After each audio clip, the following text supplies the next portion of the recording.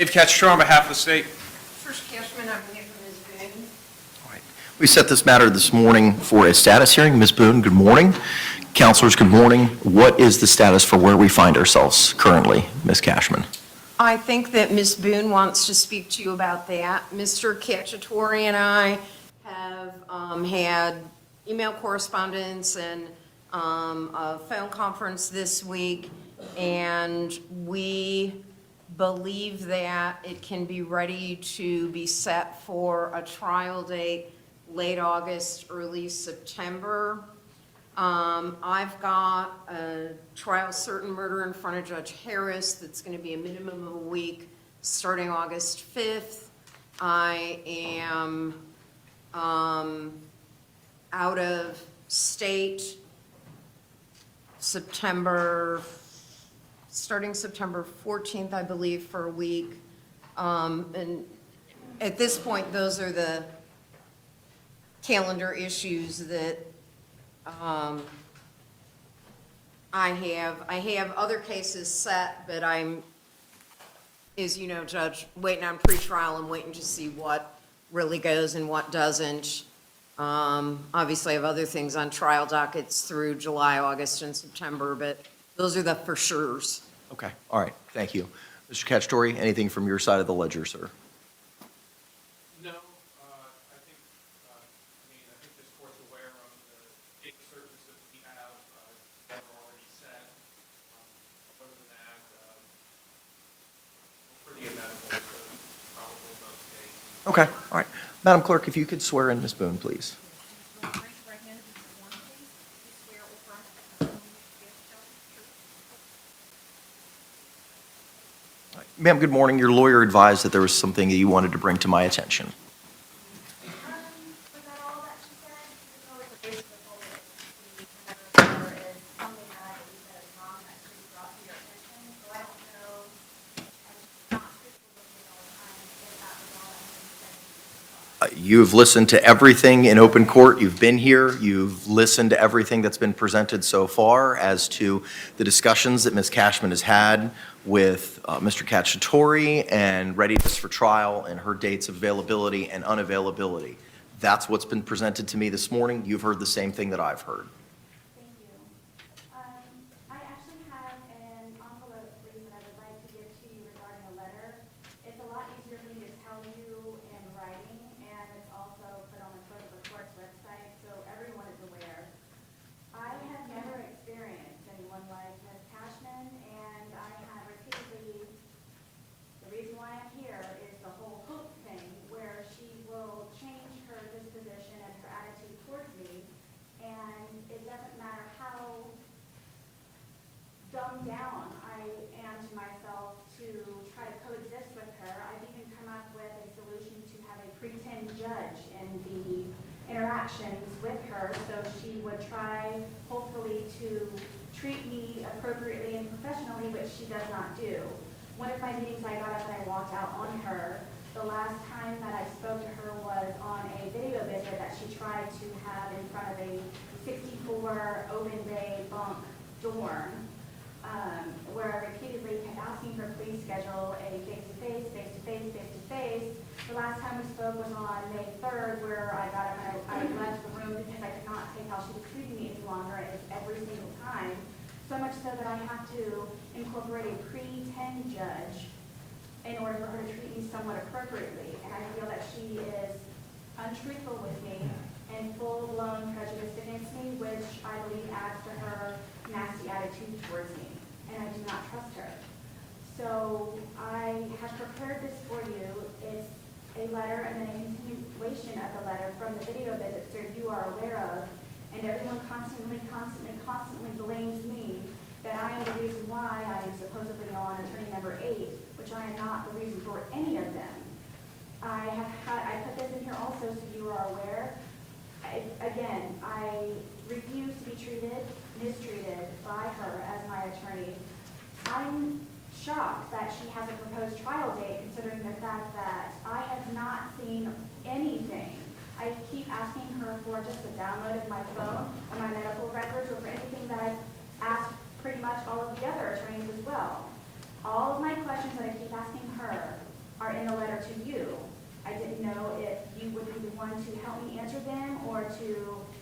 her to finally answer them to me and hopefully truthfully, I don't know.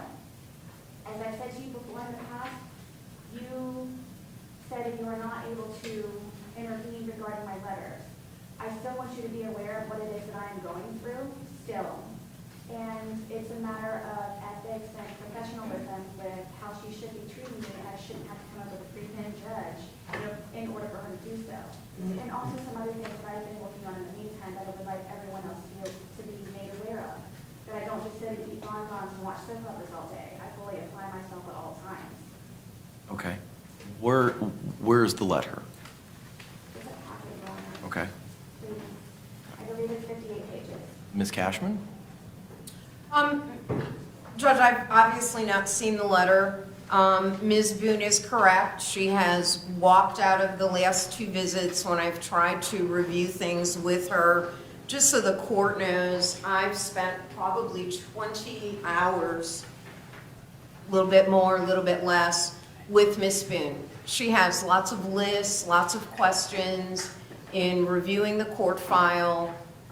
She was distressed previously about having access to her lawyers. I have taken collect phone calls from her that are at my expense. JAC doesn't reimburse you because I think it's important for clients to have access.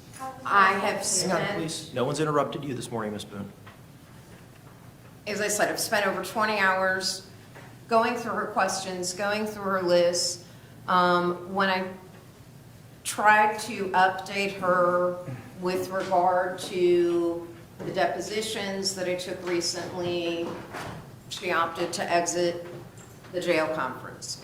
When I tried to review some things with regard to discovery as to things I wanted to make sure she was aware of, she walked out. She has asked me repeatedly for a copy of some medical records.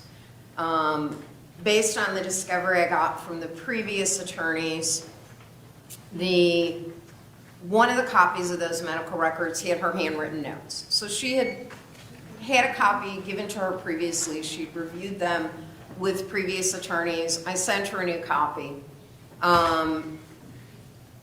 Some of the things that she thinks are important from a lawyer perspective, perhaps I don't attach the same importance to, and you try to explain that to a client. You know, I know the court's in a difficult position, but at this point, we're at that impasse of, if she walks out of every conference that I have with her, I'm not sure what that says about the attorney-client relationship. Ma'am, you said there was something else that you had other than a 58-page submittal or letter. What other information is it that you're seeking to have me take a look at? It's things that I've been working on in the meantime. It's things that she likes to tell me is not necessary, but I know for a fact it is necessary. She likes to, in quotes, put things to rest all the time and constantly tells me I'm not having this conversation with you. So I'm not going to waste my time, and I, being in jail, have supposedly abundant amounts of. She's not going to waste my time because she's not going to explain something to me. And I have taken it upon myself to explain it to myself because she refuses to do so. I don't understand what it is that she has against me. I have told her from day one that her snotty attitude was inappropriate, and I try very hard to bear with her and her attitude. I don't know what it is that I'm doing wrong to her, but I feel that her attitude has equaled prejudice, which is not in my favor, especially considering she's supposedly representing my life. Okay. Give me an example of, if you could, of items that you believe are important that Ms. Cashman is not giving attention to or dismissing as you may have framed it. Yes, Your Honor. She likes to tell me that I don't like her answers. She's not giving me any answers to dislike, and I have written 3 pages worth of questions, and I'm still waiting actually answer for me, such as, why can't I have a bond? Why can't I have a download of my phone? Why can't I speak to my investigator? Why can't I have my medical records? Why can't I fully utilize my constitutional rights? There's 3 pages worth of questions that I have. What constitutional rights specifically? I'm very leery about having a fair trial at this point. There's a handful of other amendments that I have been researching and working on and trying to incorporate. To me, what I have written to you is obvious, and apparently from the correspondence that I get from the world, South Korea was the last place that I received correspondence. They obviously see the same thing. So I don't know what I'm doing wrong other than wanting to have a very successful outcome. It's just been long and drawn out, and I believe that God obviously believes in me as much as I do him in order for him to give me this very unique adventure that I am on, and I'm doing my best to let everyone know who I really am as opposed to the malicious murderer that everyone thinks that I am. I don't feel that she can do that properly. I still always, the reason why I'm here is hope, is to hope that she will come in with a gentle, softer side and actually listen to what it is that I'm saying and see the bigger picture other than what the one avenue that she keeps going down. There's other ways to win and in more than one way. I'm not sure what I'm supposed to do, but I'm not saying that I'm trying to remove her. I'm just trying to ask you, please, forgive me for having to ask you for this. If you could please let her know, please, to just be nice to me and have a welcoming attitude, and things will probably change, and I will not get up and I walk out. Please don't lie to me. Please don't give me half-truths. And What instances where there's been falsities or lies that have been told to you by Ms. Cashman? Can you give me an example? my biggest one, Your Honor, is for me being here ongoing 5 years, no one has ever bothered to try to get me a bond. What's the lie? You said that she has lied to you. What is the lie? The process of getting a bond. She lied to my brother in regards to telling him that he would need to come down to the courthouse to have multiple photographs taken for documentation. He would have to bring the security information, deeds to his house, financial statements, so on and so forth. And the icing on the cake was to be aware of all of the news camera crews and everyone that's going to be there in order to document him being there to do what he's going to for the bond. What is a bondsman for? She's supposed to just do the motion for the bond, and then from there, the bondsman and I and whomever else are to work it out. So what part of that is a lie? I just simply wanted to have her do a motion for a bond hearing. But the statement that you said is that Ms. Cashman, who's an officer of the court, has lied to you. What you've provided me so far is not evidence of any lies based on the severity of the charge. I believe, because she's not fully explained it to me other than what she's asked me for that I tried to provide to her, was that I just need to give her an address. And that's what I gave to her, and then it turns into everything else. And then it turns into all these other different stories of why she won't do or why she has said certain things. It always changes and it mutates after I ask her for certain things, not just for the bond, but for other things also. Okay, well, let's focus on the bond issue, because you said that she's lied to you, and what you've told me so far, none of that is inaccurate. So how is it though, because I don't have any experience prior to this, I don't know the process of getting a bond other than what I have read, and it's just for her to do a bond, a motion for a bond hearing. But I didn't know that anyone, all of the other inmates, even officers, have ever said that they've had to do that process in order to have photographs taken and documented and news crews and visit to his house. He's not posting my bond, which I told her 1,000,001 times, but she still spooked him by asking by him thinking that he's going to have to, and it would threaten his security clearance considering he's in the service, the military. So she totally deterred me from having my brother's address in order for me to have a motion for a bond. No one else has even bothered to even ask me for one, and I will be honest with you in the court. I know for a fact with however sky high my limit would be for my bond to receive, I know for a fact would set up GoFundMe pages, or God's will, or however else it is he planned on for me to have it paid, if at all.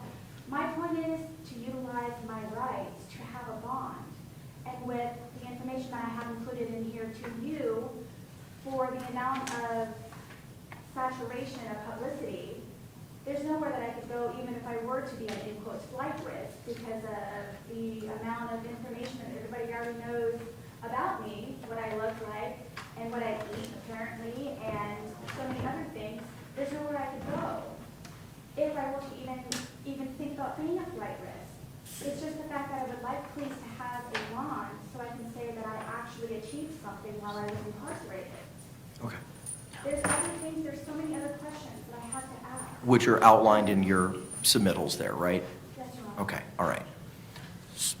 Ms. Cashman, briefly. Judge, there's clearly a conflict with what I'm going to tell you are false allegations Ms. Boone is making about me, and my continued representation of her. As I said, I've spent 20 hours with this client going over her questions and her issues in detail.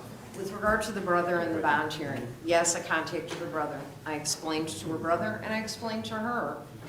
You can't just write a bond motion and the judge grants it because of the allegations. You have to come forward with proof. I asked her brother if he was willing to come to court and testify. He raised the issue to me about his security clearance and would the media be there. I never told him he had to provide pictures or a deed to a house. What I said was, the media's been in the courtroom for all the hearings, and it's likely that they would be there for the bond hearing, and that your face could be on the television, and it was a concern for him. And I'm gonna just leave it at that. But, Judge, I can't spend all my time defending what I'm doing and at the same time be effectively preparing a case for trial. In these situations, I know it puts the court in a very difficult position. As I see it, Ms. Boone has a couple options. Number one, she can ask you to represent herself. She has the right to. You have a Feretta hearing and determine whether she's capable. The court then has to address the issue of whether it's appropriate to appoint standby counsel. Obviously, since she believes not a word that I say after 40 years of doing criminal defense, I'm probably not the right lawyer for that. The other thing is she gets one last lawyer and it either works or it doesn't. And sometimes, unfortunately, the court gets put in a position that you have to have that conversation with a client that you don't, if you want your counsel of choice, then you need to hire your counsel of choice, and everyone can certainly do that. And if you're indigent, the court can only go through this so many times with Ms. Boone coming to the court, and there ending up being irreconcilable differences such that the counsel that you have appointed can't move forward and provide effective assistance to counsel. Okay, here's what we're going to do. I'm inclined to go ahead and figure out where we can set this thing for trial and then kind of work backwards from there. I'm not dismissing your concerns, Ms. Boone. I'm going to take what it is that you've given to me. I'm going to circulate that to both Mr. Cacciatore and Ms. Cashman. I will review it, and I will schedule a hearing to address any of the issues in your submittals if one is necessary. Okay? All right. Ms. Cashman, you had advised some of your unavailability for vacations that you have previously scheduled and/or other time-certain trials that you have in front of Judge Harris. And on June 21st, I have a trial case management with Judge Marquez on a case that's likely at this point, and obviously we'll find out the final date at case management, likely to be set July 22nd, but if that gets pushed out, that makes August and September a little more difficult considering the trials I already have set then. The dates I'm out in September while I'm looking at the calendar is the 14th to the 19th. All right, that's not a trial period for my division, so that shouldn't be a conflict. The trial case management that you have on July 21. June 21. June 21, I'm sorry. When is her trial period, Judge Marquez's trial period following that? She doesn't really have a trial period because she's the post-conviction division. And I'm not clear how she sets things, and I think that, You have a range for where her No. calendar may be available for that? Okay. no. I think it's based on when she has post-conviction motions set, and that it's my understanding from Judge Chu that she was scheduled to be back up for part of his July-August trial period, but because she doesn't have a regular trial docket, I can't really answer that question. How long do you think it would take us to, A, pick a jury, B, try the case? I think we would probably be 5 days. Including jury selection? Yeah, a day for jury selection, and I think approximately 3 days for testimony, and then a day for charging conference and closing. Ms. Cashman? 5 days is probably a fair estimate unless something changes, Judge. Okay, so the court already has special set trials in July and August. We could set this matter at the beginning, my August trial period is the first week, my last week of my period is the first full week of August, and it starts again on the last full week of August. So we could set it then, but I know that you have trial case management with Judge Marquez on the 20th or the 21st of June, which may impact that. So, And I have a trial certain with Judge Harris August 5th, and as do I.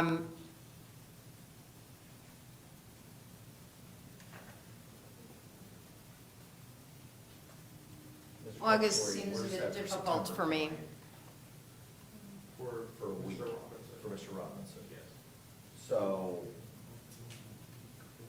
the options that I see it are, we could specially set this for the week of August 26th, or we set it for the trial period beginning September 30. The hiccup with that first week of September 30 is we have a court holiday on Thursday, October the 3rd, which would limit us to a 4-day trial period, which I don't believe is not sufficient. So that would take us to either October 7 or October 14. So based on the court's trial calendar, that's what I've got available, August 26th, October 7, or October 14. I think the October 7 or October 14th is more realistic, Judge. I know that Mr. Cacciatore has other trials too, and other things on other judges' pretrial dockets, and those things. We're specially set in July and in September. Mr. Cacciatore? I think we can, I think October 7th is fine. Okay, so here's what we're going to do. We're going to specially set this matter for the second week of the September 30 trial period, beginning Monday, October 7th. We will set this matter for trial case management on the 24th of September, right? On September 24 at 9 a.m. Oh, yeah, that's a good idea. We'll do you at 1:30 in the afternoon. It's Tuesday, September 24th. Tuesday, September 24 at 1:30 in the afternoon for our trial case management. Trial date certain on October the 7th. Deputy, if you could, please grab the 2 packages of submittals from Ms. Boone. Oh, I thought it was 2 different envelopes, ma'am. Okay. I will review that, and after the review, the court will either issue an order or set this matter for hearing based on what it is that's been presented by Ms. Boone. Mr. Cacciatore, anything else we need to address this morning, sir? Not going to say, Ms. Cashman, anything else we need to address? Not that I'm aware of at this time, Judge. Ms. Boone, is there anything else you need to bring to my attention at this time? I'm grateful for your time. I, for getting